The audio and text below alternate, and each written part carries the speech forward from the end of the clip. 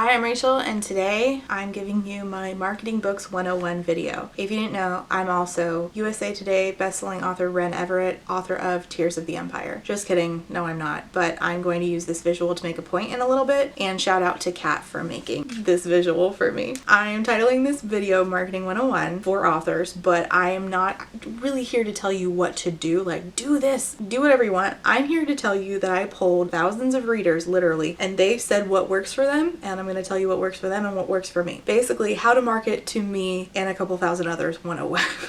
Now, there are people who are in the minority on every question and every way to market, and if you want to market to them, good, go for it. If you want to do the opposite, also cool. I'm just here to give you the information from readers. Do with it what you will. So I'm just going to move forward assuming that you want to market to the thousands of readers that I polled. Alright, so I'm doing this video partially because I've seen a lot of really concerning ARC, advanced reader copy behavior from authors recently, and I'm going to talk about that in a different video, but I wanted to have a baseline of what marketing tactics actually work because advanced reader copies are a form of marketing, and I feel like they have become sort of a shit show. So this is sort of going to be a two-part series, but the next part is literally just going to be me talking about advanced reader copies, the do's and don'ts, and there are a lot of don'ts that y'all are engaging in that have me very, very concerned. I have so many polls to go over to show you what readers say actually works to market them, what gets them to pick up a book. But I want to encourage you, if you're in your publishing journey, that there are so many of us out here to bounce ideas off of and chat with. My DMs are open on Instagram. You can ask questions below. There are writer and reader discords. There's so much help out there. Whether you're self-published or working with a publisher, you'll have to do some degree of marketing on your own. So I hope to give you some ideas on what to focus on and what not to bother with if you're looking to appeal at least to the reader circle that I'm in. If you're self-publishing, and I'm going to talk about covers in a little bit, you're going to have to like figure out your own covers and things like that on your own. You might have to make your own, or if you work with a publisher, then they're going to,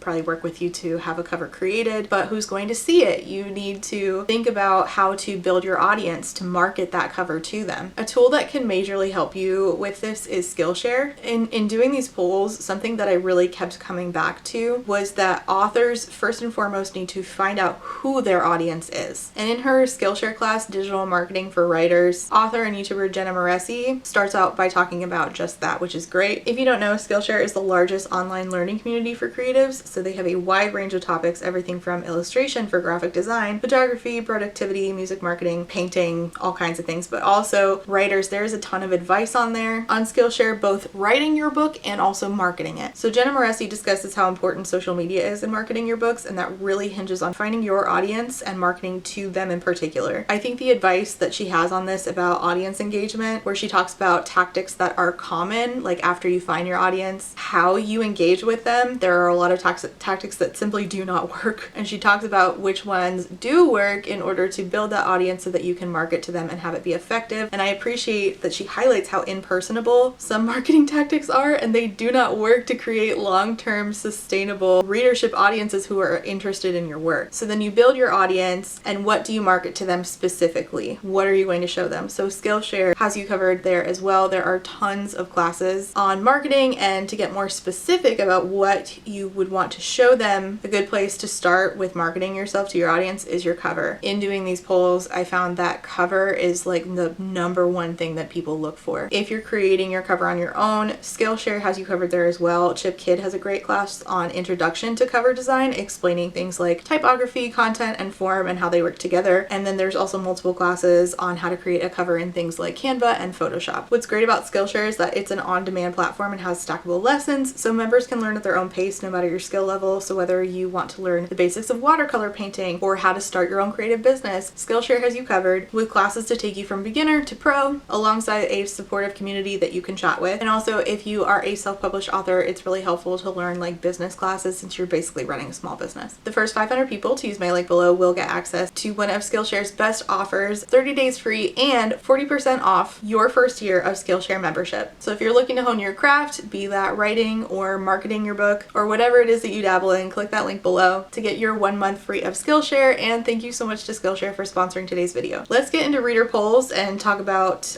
what works in marketing, at least to me and my audience. A lot of marketing tactics are based in myths. So let's start with like a simple myth. Bestseller lists matter. Not according to most readers. Definitely not to me. I do not care if you are on the bestseller list. So I polled my audience and I got 5,000 votes, which I was shocked by. I said, hi y'all, question. Do things like New York Times bestseller or USA Today bestselling author or Amazon bestseller being on a book convince you to pick up a book? Is this a marketing tactic that is successful in getting you, a reader, to be more interested in a book? Only 7% of 5,000 people said yes. Alexa, what's 7% of 5,000? 7% of 5,000 is 350. So out of 5,000 people, only 350 people said yes. Now, if you want to market to those people, that is fine. They still want to be marketed to too. But I'm just telling you, if you're looking to get a larger audience, then most of us do not care. And I asked this both on Instagram and YouTube. So I said basically same question on YouTube and the results were exactly the same. 95% of people said, well, not exactly the same, almost exactly the same. 95% of people said no, it doesn't work for them, and 5% said yes. I don't remember how many people were polled in this, but it was, I want to say around 1,000. Now, similar question, are you more likely to pick up a book if it has won an award? Now, personally, when a book has an award seal on it, it annoys me. I don't want that on my cover, and I don't necessarily care that it won an award. I'm more interested in like the context around, like what award is it? Is it the Lambda Award? Because I'm interested in like knowing if it is, you know,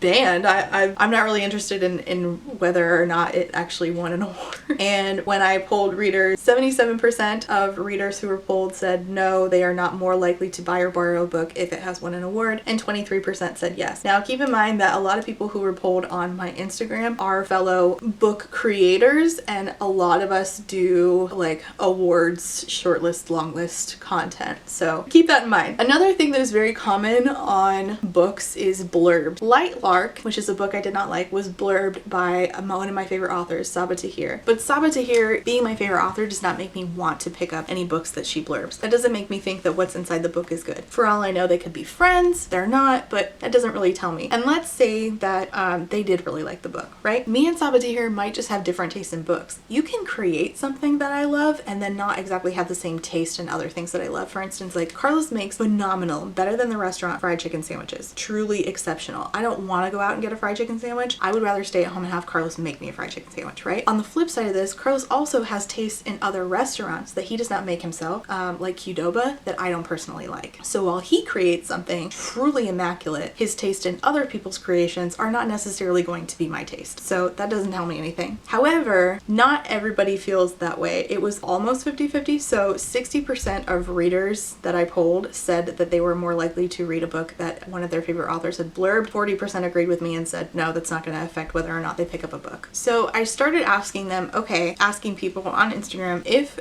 you answered no to a lot of those questions, what does work to market to you? Now, I got a ton of answers, so I can't read them all, but here's a majority of them. Word of mouth and seeing new titles at work when I worked at the library. A mix of synopsis, cover, and comp titles, and tropes if it's romance. The cover and the summary thing on the back of it, the synopsis. Covers mixed with a really good blurb. I also read the first few pages to see if I like the style. Most of these that we're seeing a trend just in the first 4. It's mostly how does the book look, and then the second step to that is if I like the look of it, now I want to know what's on the inside of it. And if you very quickly tell me information that's going to catch my interest in particular, like keywords and blurbs, like tropes, then you're going to catch my interest. Here's some more. The cover or synopsis sounds interesting. The only award I care about is the Morris Awards. A pretty cover and or a good hook, but mainly recommendations from people I know have similar taste. I mainly read things that I see my friends talking about, but also is a genre story like science fiction fantasy and or is by someone I know of, have met personally. So now we're starting to see that there's another trend in here, which is recommendations from a reviewer that they already have trust in. Covers tell me what might be on the inside, blurbs from authors, or contain some info beyond good. So this is part of the 60% that thinks that it is helpful to them to see a blurb from an author that they already trust. Accurate comparative titles. So this book is like Six of Crows meets Howl's Moving Castle. So if you are comparing your work to something else, you need to get very specific because again, a lot of readers got burned with everything being called the new Game of Thrones. You need to be very specific specific in your comparative titles. That way people know whether or not they're going to be a fan. I'm a cover first, synopsis after kind of buyer. Bonus points for gold foiling on paperbacks, aesthetically pleasing artwork and pretty colors. If I have to choose from two books I want to read, I'll always buy the one with the prettier cover. I'm going to be completely honest and say the cover. Word of mouth from people I trust, word of mouth from reviewers I trust. What we're looking at is basically your best shots based on my audience and me, because I agree with this, are pretty cover, synopsis that appeals to me personally as a reader, and word of mouth from reviewers I trust. If you find some kind of perfect combo of these, you are more likely to have success in marketing. Now, I wanted to kind of understand whether or not the whole blurb thing also went for authors writing Goodreads reviews, so I did ask about that. If an author you like has written a Goodreads review of another author's book, are you more interested in reading it? 32% said yes, 45% said no, doesn't make a difference. That's kind of where I fall, but I'm also sort of in the 22% where it's like I don't really trust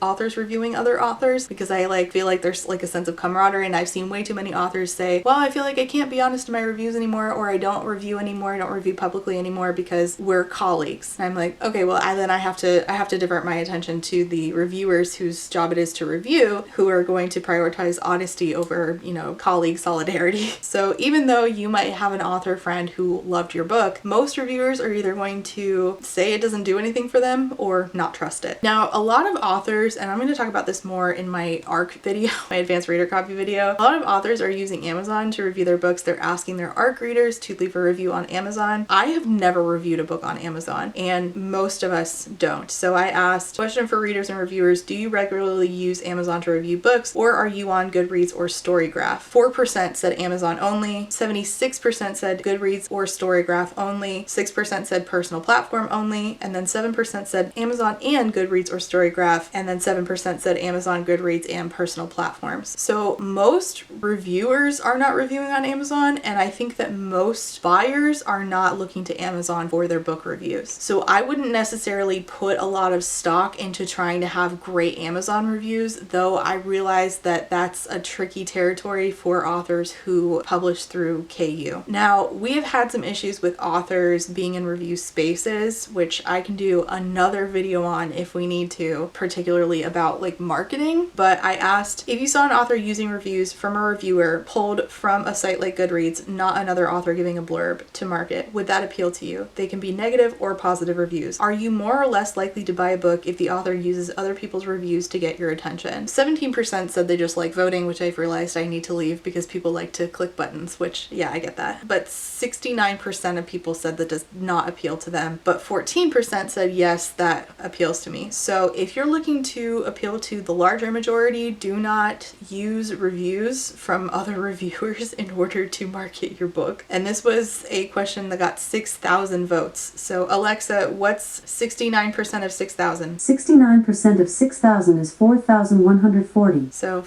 over 4,000 people said no, don't use reviews to market to me. So if you're looking to market to the majority, there's your answer. Then I have another question about marketing books. What works for you as a reader? Feel free to expand in the comments, which the comments are still there if you want to go look. But here's the ultimate thing that people said works for them in their buying process. What would you say is the thing out of all of these that is most important to get you interested in a book? If it's something else, please let me know. So 59% said synopsis, 21% said it was recommended by somebody that they trust, 17% said cover. And what seems to be the case is that people are super interested in the cover first, but then either the book has to be recommended by somebody that they trust, and or the synopsis has to grab their attention. If you don't have that combo, books are not getting sold. Versus a blurb from another author, 1%, and comp titles, 1%. And this had 5.3 thousand votes. So again, what seems to work for the majority is a combination. And I realize that one, there are outliers who do not have to rely on this combination, and two, even if you have this combination, it is not 100% guarantee, but it is your best shot. It does statistically seem to be your best shot. This combo is, again, cover plus word of mouth and or synopsis appealing to them personally. So this goes back to finding your audience. So if I'm your audience, that means that you're writing a book that has things like fantasy in it, particularly if you are writing about shadow magic or necromancy or blood magic, but If you are not even getting to the part of the synopsis if you do not have that cover. If you don't have that initial cover, you cannot get a foot in the door. Now, you might be able to bypass this if you have somebody who really loves your book giving good word of mouth, but again, your best shot is to have a good cover. Readers rely on other readers to help each other find our next books, and we tend to be in the same circles, which is why you want to narrow in on your niche. You want to get your book in front of readers who will love it so that they can share it within that circle and sort of like spread it like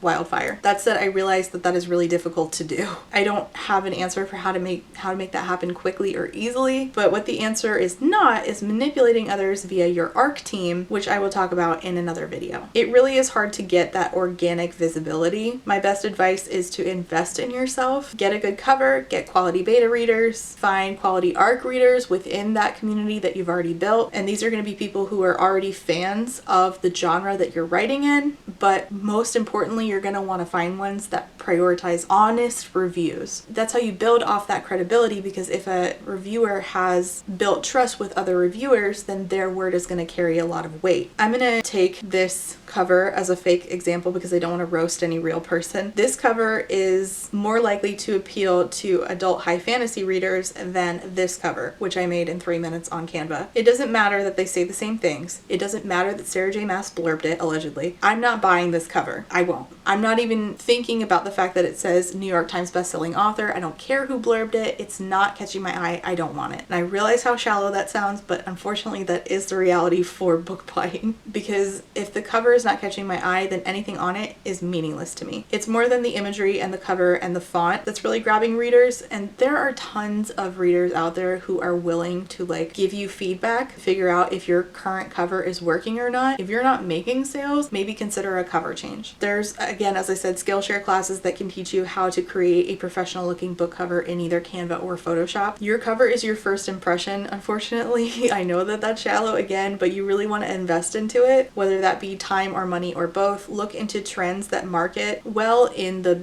sphere of publishing that you're trying to market to. A really great example of this is Elatsaway. This is a really eye-catching cover. It's very minimalistic. There is no award, there is no blurb from another author, but this cover is enough to draw me in. This cover is enough for me to be interested, and then I'm going to open the synopsis and then I'm going to see, oh, this main character can raise the spirits of dead animals. So now that I love the cover and the synopsis has caught my attention, now I'm buying it. No award necessary, no blurb necessary. All you needed was the cover and the fact that the inside said something that appeals to me very specifically. It also helps that a bunch of my friends have held this up in their videos and said they were really excited about reading it. And even if I didn't catch enough information from them, that's already a point in the book's favor. I actually have read that and it's delightful. So let's go back to me being pretend best-selling author Ren Everett. So when we change the cover from this, which again I made in Canva in 3 minutes and it's very bad, to this, which my friend Kat made for me in 20 minutes and it's much better, I am interested in this cover. And I'm not interested in it because it says any sort of great blurb or that Ren Everett won an award. I'm interested in it just because it looks nice and it meets the trends of similar covers that I'm already interested in, books I'm already interested in, which again I realize is shallow, but that is how things work. I'm sorry. After I look at the cover, I'm going to read the synopsis. In the heart of Eldoria, our protagonist, Lyria, an enigmatic and reluctant mage, is thrust into a destiny she never imagined as a powerful prophecy emerges, foretelling the rise of a malevolent, shadow-wielding sorcerer who seeks to conquer Eldoria. Lyria's dormant death magic awakens, making her the only hope to thwart the impending doom. With her loyal companions by her side, including a wise old wizard, a valiant elven warrior, and a witch who Lyria is inexplicably drawn to, our heroine embarks on a perilous quest to uncover the secrets of her lineage and master her magical abilities. So the things that are going to grab me in that are, it's sapphic, it's got death magic, it's got shadow magic. So if Ren Everett were to contact me with this cover and that synopsis and be like, hey, do you want an arc of my book? I'd be like, hell yeah. And I'd at least try to make a TikTok about it to get more eyes on it, because cover's pretty and it is queer and it has things that appeal to me very specifically. And the cover is fine, right? It's good. What's going to sell me further and get me talking to my audience about it is how the author is talking to me about the book. So let's get into like talking to book influencers about marketing your book, like having them help you market. I've had 2 authors reach out to me in the last 4 months or so who I really want to highlight here, who I think did a great job in marketing to me. They really nailed it. And first is Ezra Elsie. So Ezra contacted me because they wrote an epic fantasy story, which I am very much a fan of, about a young woman on the run from a cult. And she has a talking crow for a companion.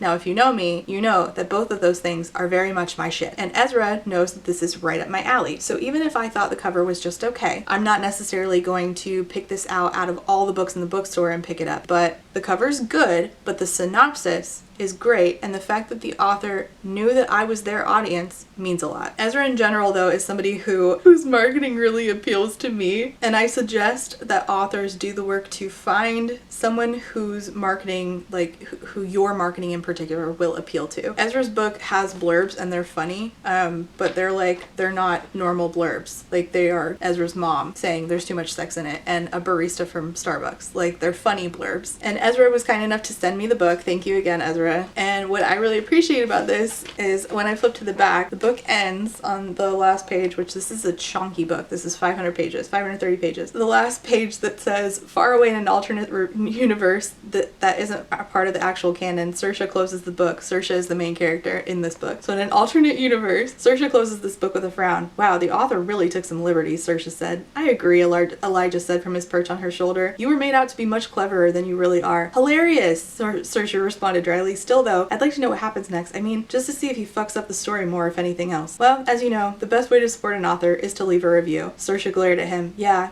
I was just getting to it. She pulled out her phone, scanned the QR code below and left a review. I thought I did a pretty good job on the voices. Elijah shuddered at the thought of her reading another sex scene out loud. Like an author begging for a review, the woman really had no shame. That's just fucking funny. That very much appeals to me because that's fucking funny. So like, this is the way to market to me in particular. If you want to check out Heretics and Hangovers, it is on Goodreads. Again, if you're into Talking Crows as much as I am, I think we should all be reading it. And the other book I don't have yet, it's being sent to me by Penguin. It's coming out in the spring. It's called Spin of Fate, and I am not being paid by either of these authors. I'm shouting them out because I think that their marketing tactics really worked for me, and I'm hoping that some of you will pick up on them and use them to find the right audience, the right influencers to work with. Vora reached out to me, and what I really appreciated was that she took the time to find out who would be interested in reviewing this, who this book would really click with and why, which I'm pleased to say ended up being me that she reached out to, because when she reached out she mentioned specifically why I would like it. This is being published, as I said, by Penguin Teen in the spring in 2024, so you can go at it on Goodreads if you would like, or pre-order it. But she said to me, there are some underlying themes in my book: the twisting of religion to brainwash the masses, structural inequalities that perpetuate long-time oppression, the suffering of innocence either due to the actions or even lack of action, and apathy of those in power that I feel like you might understand. And she knows this because I grew up in fundy Christian evangelicalism, and I talk about this all the time on my channel, and I talk about how I love to see religion in fantasy books because it's really therapeutic for me, and I like to see how that plays out in like different fantasy worlds and like make connections between them. Here's the actual synopsis, by the way. Ina's world is governed by tyrannic law, a force that segregates people into upper and lower realms. It's said that if the sinful lowers commit themselves to kindness and charity, their souls will lighten, allowing them into peaceful upper realms. But Ina, one of the few lowers to ever ascend, just wants to go back home. Ina is desperate to reunite with her mother, hoping she survived the beast and wars of her homeland alone. After failing to weigh down her soul with petty crimes, Ina joins a rebel group defying the authorities and bringing aid to those condemned to a life of suffering in the lower realms. Alongside Ina are two new recruits: Maizan, a ruthless fighter trying to save his clan from extinction, and Aranel, a spoiled noble spying for the powers that be. Before long, the rebels find themselves in the middle of a brewing war. On one side, a violent king of lower realm is bent on destroying tyrannic law. On the other, the authorities of the upper realms will do anything to stay on top. Now the young rebels must face both sides head on if they want to stop a conflict that could break not only tyrannic law but the universe itself. So she mentioned like reasons why I in particularly would like it. She mentioned it's queer and a slow burn, which are two things that I obviously love in books, but she also was kind enough to bring up something that might be triggering for me, saying the book mentions children being being put in harmful circumstances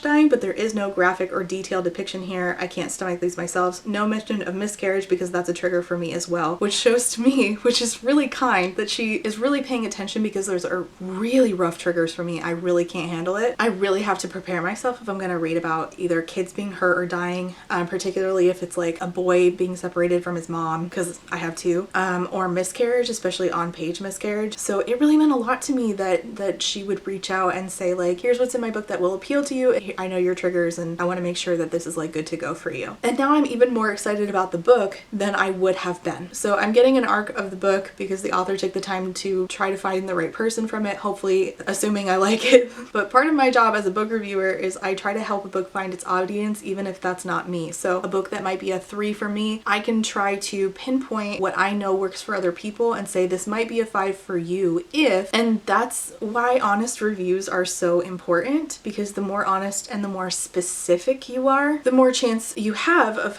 helping a book find its correct audience. So my advice is to find quality ARC readers who will be brutally honest in whether they like it or not and why, and ask if they want a copy. But they might not all have time, unfortunately, which is part of the trouble with ARC reading, and I will talk about that in my next video in this series, not in my next upcoming video, sorry. So to summarize my ideas for marketing, find your audience. Don't market to everybody because that's impossible. You can't. You need to find your niche. You have a niche, find it, build upon it, and make long-lasting connections with readers who will keep coming back for you and your work. Now, I will say that there is a conversation to be had about like things like pretty privilege, because we're talking about using social media to market, right? It's very hard to market without your face, and people who are pretty do get preferred, which is unfortunate. But I do believe that every book has an audience and you are somebody's favorite author. So if you're willing to get out there on social media, I do think that it'll be worth it. So you need to find your niche and learn what trends work in that niche. You being a bestseller or an award winner doesn't carry much weight. You don't need to worry about that. So please don't pay for fake awards like J.M. Buckler did. Yes, that's a thing. A lot of readers do not care that another author blurbed your book, so I wouldn't stress about blurbs. Your cover is your first impression. That's what you should invest your time and, if you have any, your money in. Make sure your comp titles are accurate. This will help you find your niche. Make sure your blurb and synopsis is well written and advertises to that niche audience that you are looking for in particular. Find ARC readers to help you market, but find ones who are your target audience.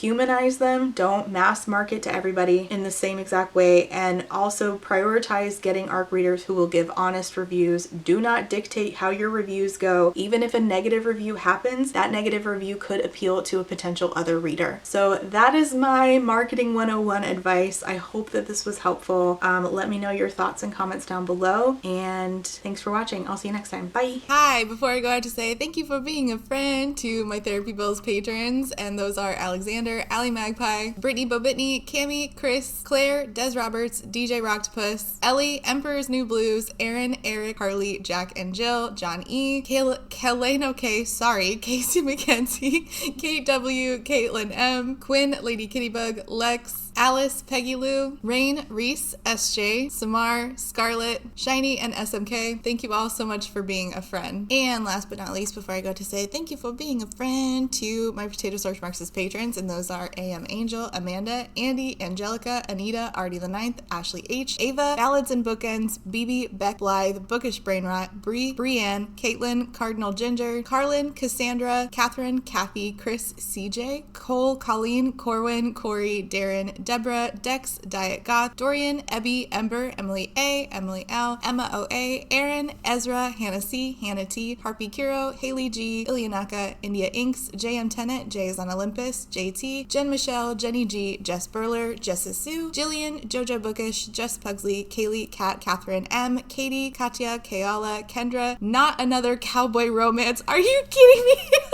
With a K. Kylie, Lev and Cat Dog, Laura, Lazarus Ray. Y'all are killing me with your name changes on Patreon.